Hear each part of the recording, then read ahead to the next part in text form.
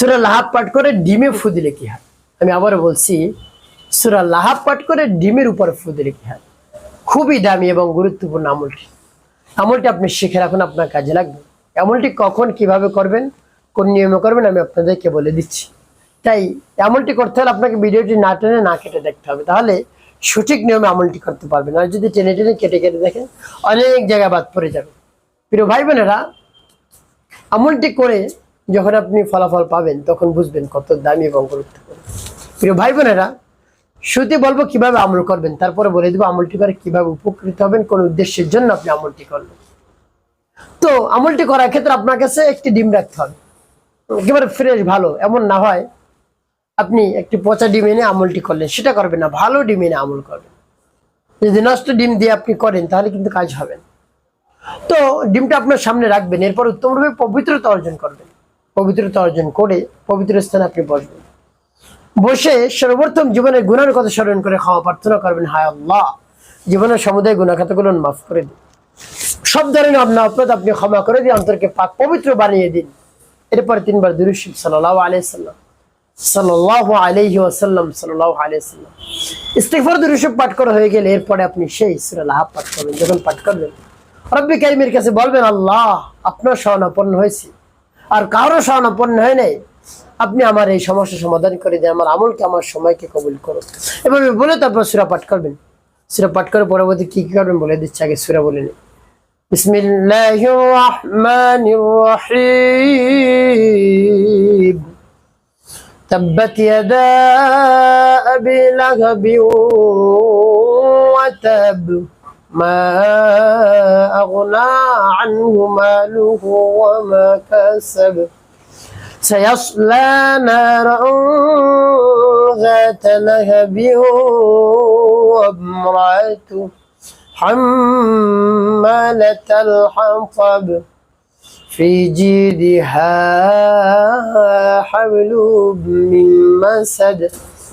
তো যখন পাঠ করা হয়ে যাবে ডিমের উপর একটু, তারপর আপনি আবার পাঠ করবেন, বিসমিল্লাহির রাহমানির রহিম।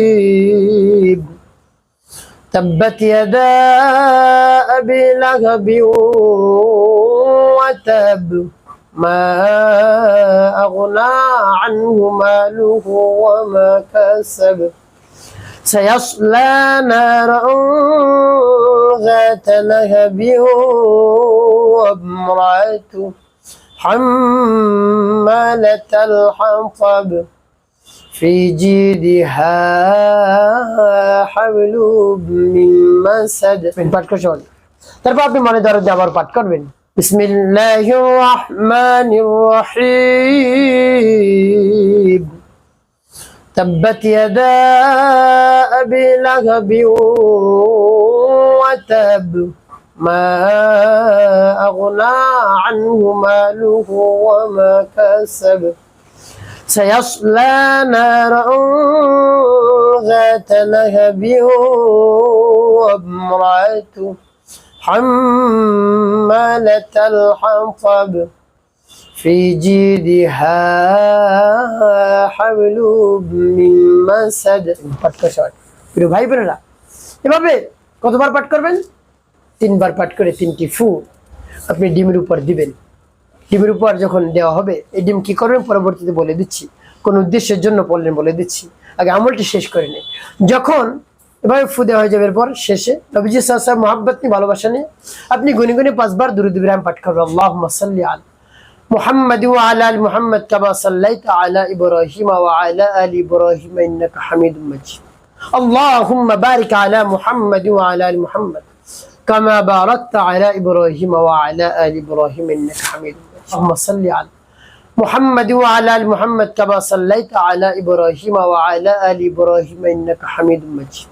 اللهم بارك على محمد وعلى آل محمد كما باركت على إبراهيم وعلى آل إبراهيم إنك حميد مجيد. اللهم صل على محمد وعلى آل محمد كما صليت على إبراهيم وعلى آل إبراهيم إنك حميد مجيد. اللهم بارك على محمد وعلى آل محمد كما باركت على إبراهيم وعلى آل إبراهيم إنك حميد مجيد। এবার যখন পাঠ করা হয়ে যাবে এরপরে দুটি ফু দিবেন ডিমের উপর। প্রিয় ভাই বোনেরা, আমলটি করার শেষ। শুরুতে বলে দেবো ডিম কি করবেন, তারপরে বলবো কোন উদ্দেশ্যের জন্য আপনি এই আমলটি করবেন।